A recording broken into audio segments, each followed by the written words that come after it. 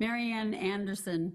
Today's sermon is titled Human Touch, to be delivered by MaryAnne Anderson. MaryAnne was known as Sunny for more than a decade and is still called by that by very old friends and family. Maybe because of her bright personality and because she loves the sunshine. Her life story has had many twists and turns. She traveled as a troubadour in her 20s, performing in Europe and Brazil, lived in Hollywood, and then stepped away from the limelight to be closer to nature and a calmer life. She was an English language teacher for adults from all over the world for 28 years, always carrying within her that special love for music and poetry, which will be incorporated into her talk today. Please welcome MaryAnne.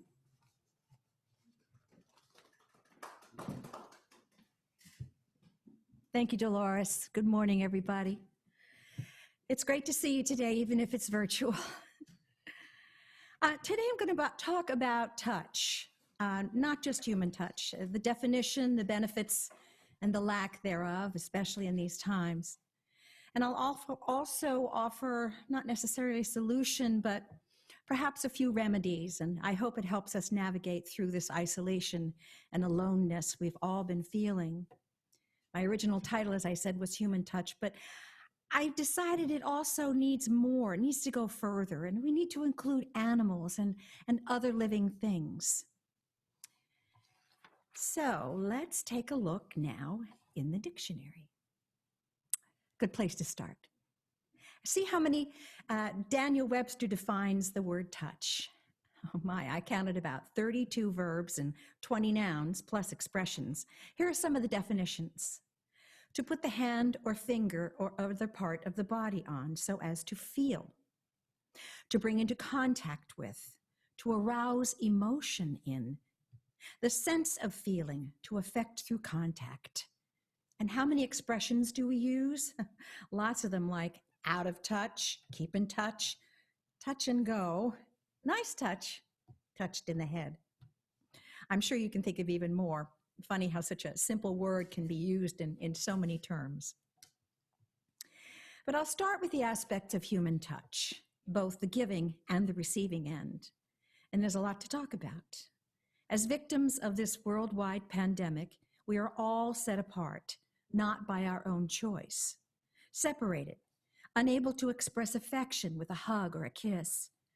Don't we love to see children running to their grandparents' arms, and don't grandparents, I know many of you are, miss the touch of their grandchildren? What about the good old handshake or a warm embrace? Tennyson once wrote, "Oh, for the touch of a vanished hand and the sound of a voice that is still." Feeling a bit lonely these days? One of the most important aspects of our being human is physical contact. Touch increases the hormone oxytocin and can promote healthful and positive sensations. For the scientifically minded, it's a peptide hormone produced by the hypothalamus and released by the posterior pituitary. Plays a role in social bonding, sexual reproduction, childbirth, and the period just after childbirth. And as we see here, a lovely picture of Andy's daughter and granddaughter, Hannah and Olivia. Look at the little child's touching of her mother as well. Babies suckle, reach out for touch. Children perform actually better in school after a pat on the back from their teacher. Touch can even erase tension in primate communities in social situations. Apes groom each other constantly too, which solidifies the bonding process. In a study of breast cancer patients, massage therapy works wonders and increases dopamine, which taps the pleasure center, and serotonin levels increase. And who doesn't feel better after a massage? Touch is one of the foundations of trust, an important social factor. Business deals usually end with a handshake and in saying hello or goodbye, or even thank you. In contrast, a slap in the face, a shove, or the denial of touch can be harmful to the psyche. Children who are denied physical touch often act out the same way or even violently later on. Yes, touch is one of the five senses and is transmitted through the skin, the largest organ of the human body. Benefits also apply to animals. Sometimes when we're having a Zoom meeting, I look and I can see Janet and Treva with their dogs in the background, and I just want to hop up right up on the couch and cuddle up with everybody there. But these days, it's not safe to even pet animals. They need our touch just as much as we need theirs. Animals can also vary in their relationships to human touch. Have you ever noticed how a dog who was abused will cower when you come near it? So sad. And cats, often skittish and don't respond to touch right away, but then others will rub up against your calf until you pet them or feed them.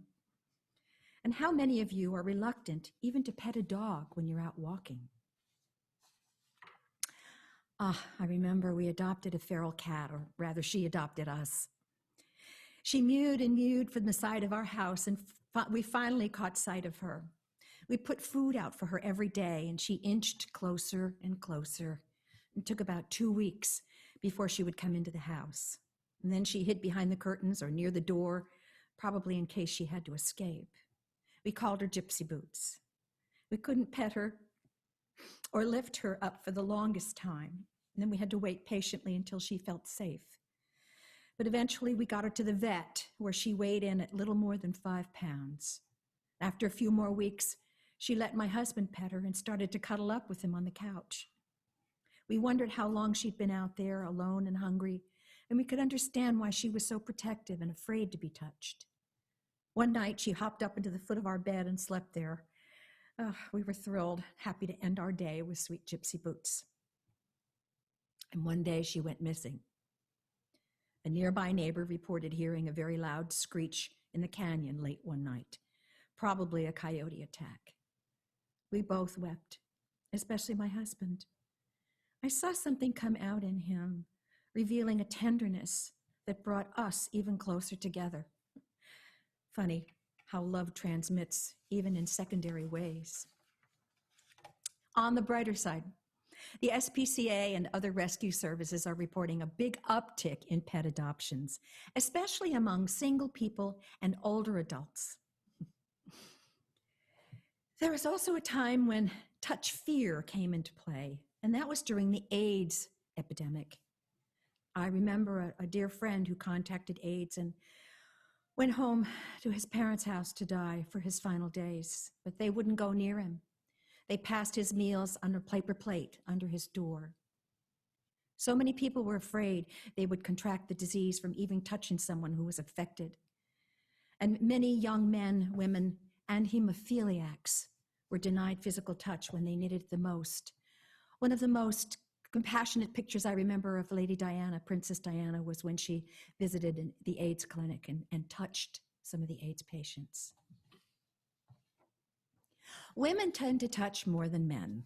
Perhaps it has something to do with childbirth and the first touch of a mother to a newborn.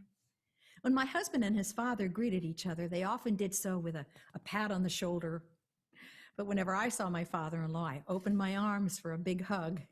First he hesitated, but then when we got to know and trust each other, hugs were given and received often, more and more as he aged. I've always been a little bit careful about hugging, especially when a person comes in too close or stays in the embrace too long. But that's because of early trauma in my case. But I've learned little by little to open up. And touch can vary across cultures. Americans typically shake hands. You can tell a lot about a person by their handshake. I was taught at a young age to give a good, firm handshake. When I was an ESL teacher to adults from all over the world, I learned a lot. I noticed a big difference in relation to touch. My Korean students backed away from touch or hugs, keeping at arm's length. My Latino students, however, found touching a way to communicate their feelings of friendship and appreciation. I remember a student from Africa who touched my arms constantly when he talked and held my hands a lot when he got excited. And I love the little French girl who greeted me every morning with that sweet kiss, kiss. Germans gave the good solid handshake, and they said good morning. And Russians give bear hugs and triple kisses. Romans pinch you on the cheek. Polynesians rub noses, and so do Eskimos. Eskimo kisses. Thai people and many Asian cultures put their hands together. Hindus bow. Some even kiss the feet of their guru. I had to learn what the safe distance measurements were for each culture. Parents today are challenged to explain the state of the world to their children. Why can't they play with their friends? Their definition of belonging and feeling of community and relationships to others has altered profoundly. And to the brand new arrivals, masks are a common sight. Separation from others is a given, and their sense of touch is greatly reduced in our minds. But to them, it's normal perhaps. Or is it? Are they craving more touch than they're given and not able to communicate this? Of course, they receive touch from their mothers, their fathers, their immediate family, but what about social touch? It might feel new, even strange to them once this pandemic is over. That's something to think about. Now, what happens when touch is denied or taken away from us? According to Dacha Keltner, professor of psychology at the University of California, Berkeley, touch is the fundamental language of connection. When you think about a parent-child bond or two friends or romantic partners, a lot of the ways in which we connect and trust and collaborate are founded in touch. In fact, it affects people in more ways than we might realize. Dr. Keltner also adds that touch deprivation can impact people on a psychological, even a physical level. And dancing, singing, or doing yoga with others via online platform can also be a highly effective substitute for physical contact. Human cultures have been working on bodily ways to cultivate the benefits of touch for thousands of years, he says. And also, dance is a lot about the same things. I'm connecting to you, we're moving the same way, but you can do it without actually touching someone. There is a new name for lack of touch. Interesting name, it's called skin hunger. The effects of this symptom are many: depression, loneliness, anxiety, disorders, moodiness, and even an acquired secondary immune disorders, such as alexithymia, where you can't interpret emotions. Maybe you can't read others as well and have a hard time connecting. You might also feel ill, aggressive, or angry at the world. And after a sustained period of skin hunger, I like that word, you may even become more distant and not want to establish any other forms of attachment. We saw this with our kitty. It seems strange that this could be caused by lack of touch or danger. And there you are. There are even more disorders. A study done with women in anorexia and bulimia linked the disorder to a lack of touch early in their lives. Likewise, with obesity, those looking to fill a certain void. There's sexual dysfunction as well, due to anxiety and depression. I'd like to dare to take refer to an experiment that was done in the 1940s, and this is a warning. This is very hard to hear. I'll read the report and its results, but I find it hard to believe that they actually carried out this study. Newborn infants were separated into two groups. One group was placed in a sterile facility and were provided with food and were bathed and changed as necessary, but weren't given any more physical touch than absolutely required by these tasks. Apart from that, there was no communication with the children, but the nature of the conditions in which they were being raised ensured that they would never become ill. After 4 months, nearly half of the infants in the sterile environment had died, and the experiment was stopped. The babies were physically healthy, and there were no psychological causes for their deaths.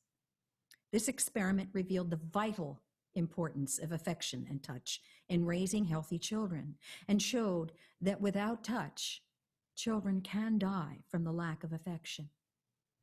Meanwhile, the second group of babies in the experiment had all their basic needs met and were also given affection, and as a result, no babies died in that group.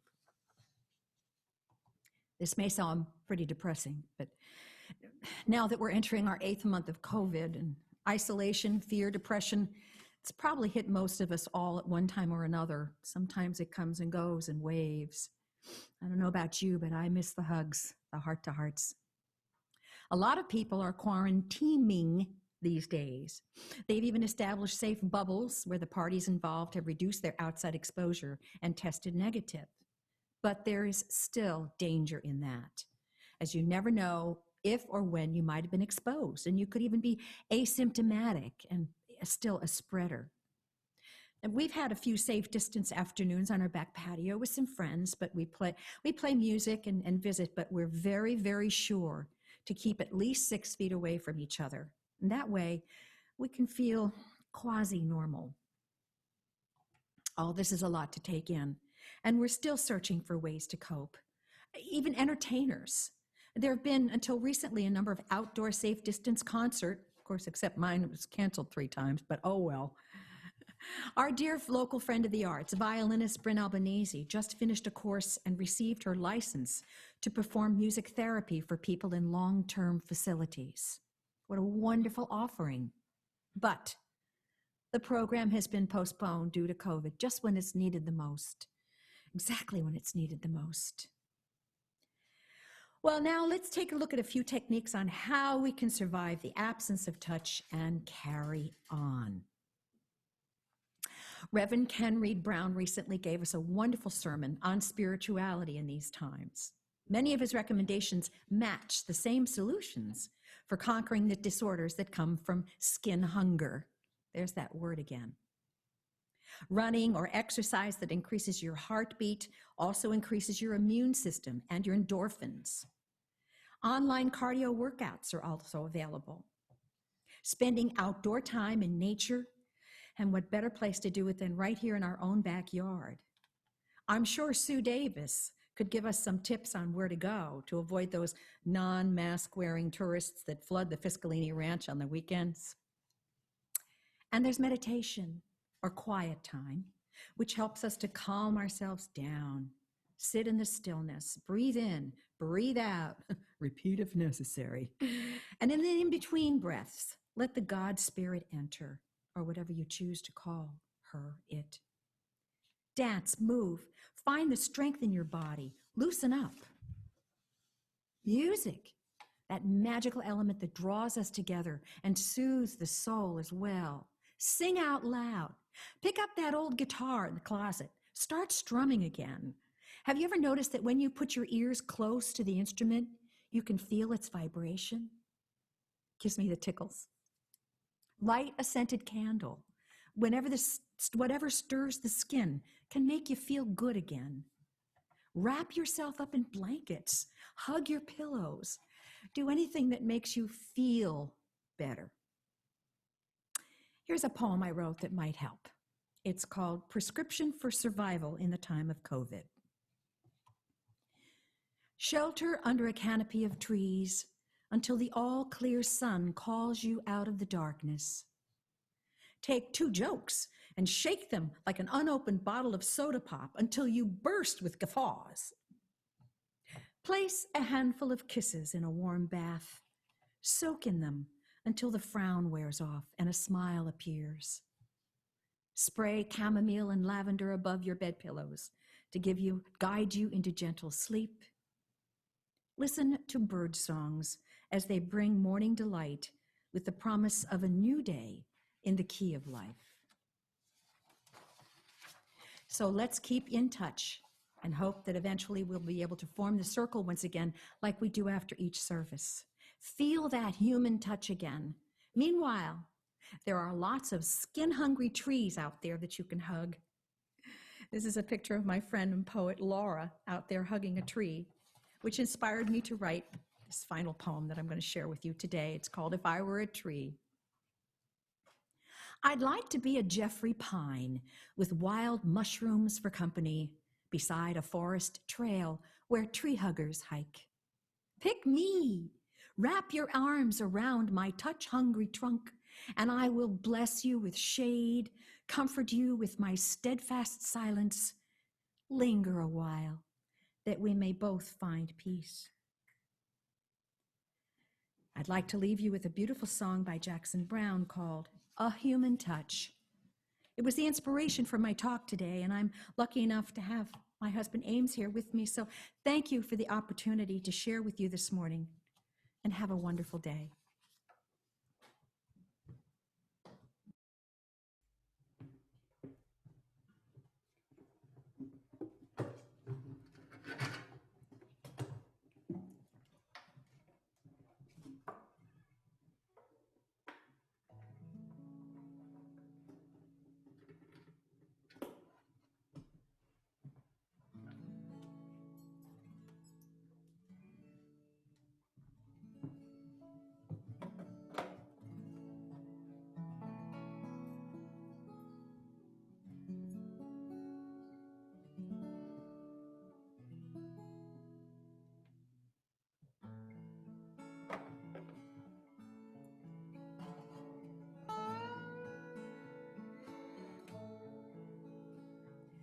You can call it a decision.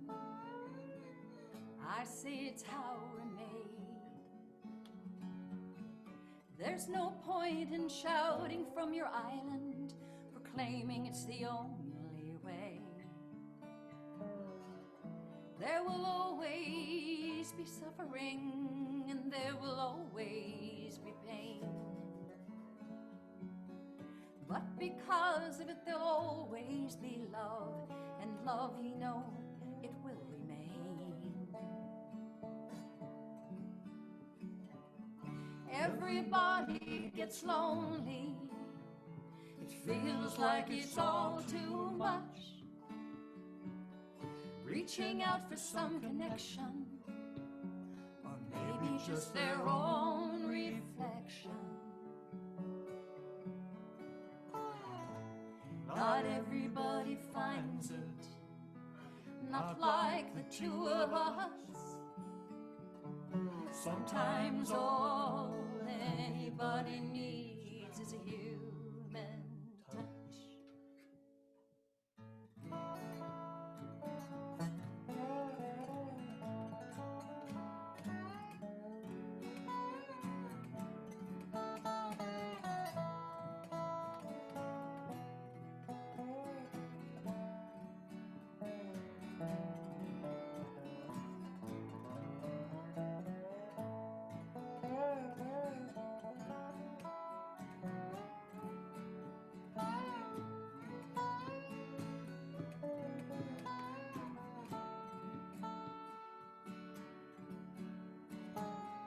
Everybody wants a holiday.